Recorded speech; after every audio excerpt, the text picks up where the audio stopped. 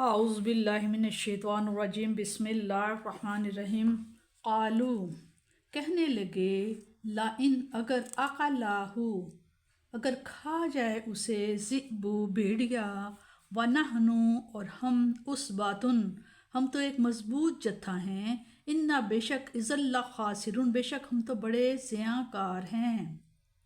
کہنے لگا اگر کھا جائے اسے بھیڑیا حالانکہ ہم ایک مضبوط جتھا ہیں بے شک ہم تو بڑے زیاں کار ہوئے، یعنی کہ ہم تو خسارے والے ہو گئے، گھاٹے والے ہو گئے۔ فلما پس جب ذہبو اسے لے گئے بھی اسے، پھر جب بڑے اصرار سے اسے لے گئے، وَأَجْمَعُوا اور سب نے یہی طے کر لیا ان یجعلوہ کہ اسے کسی گہرے یجعلو اسے ڈال دیں گے فی غیابات الجبی جب کنویں میں، غیابات تاریک تہ میں، کنویں کی تہ میں، وَأَوْحَيْنَا اور عین اسی وقت ہم نے الیہ اسی کی طرف لَتُنَبِّئَنَّهُمْ وحی کی گھبراؤ نہیں، تنبی انباہ کیا خبر دی وحی کی۔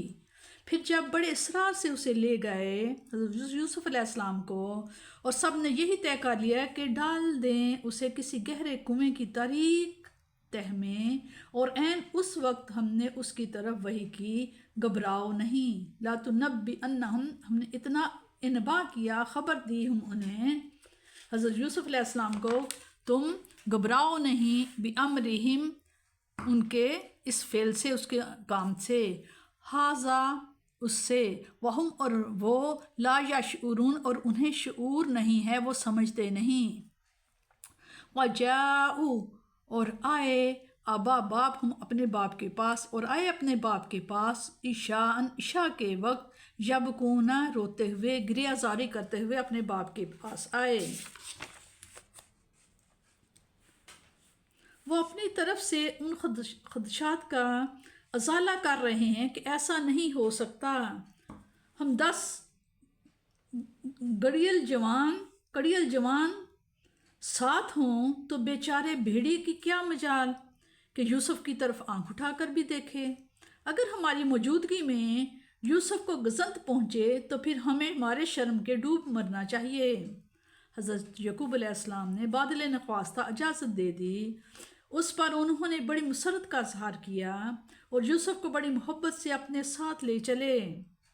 جب حضرت یعقوب کی نگاہوں سے اوجھل ہو گئے تو زد و کوب شروع کی۔ حضرت یوسف رحم طلب نگاہوں سے ایک ایک بھائی کے منہ کو دیکھتے، لیکن بے سود۔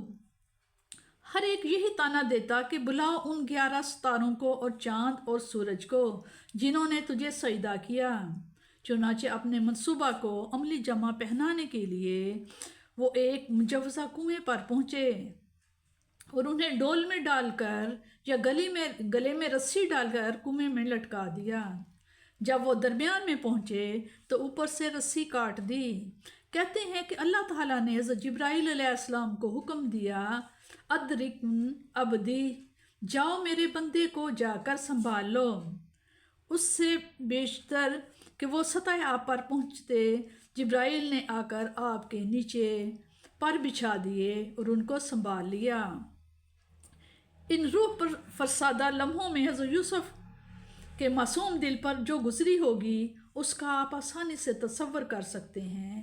اس دل شکستگی اور رنج و الم کی ان روح فرسا گھڑیوں میں حضرت یوسف کو یہ مژدہ سنایا جاتا ہے، یوسف گھبرا مت، ایک درخشاں مستقبل تیرے لیے چشم برا ہے، تجھے ہم اتنا سرفراز کریں گے تو یہ سب غم بھول جاؤ گے۔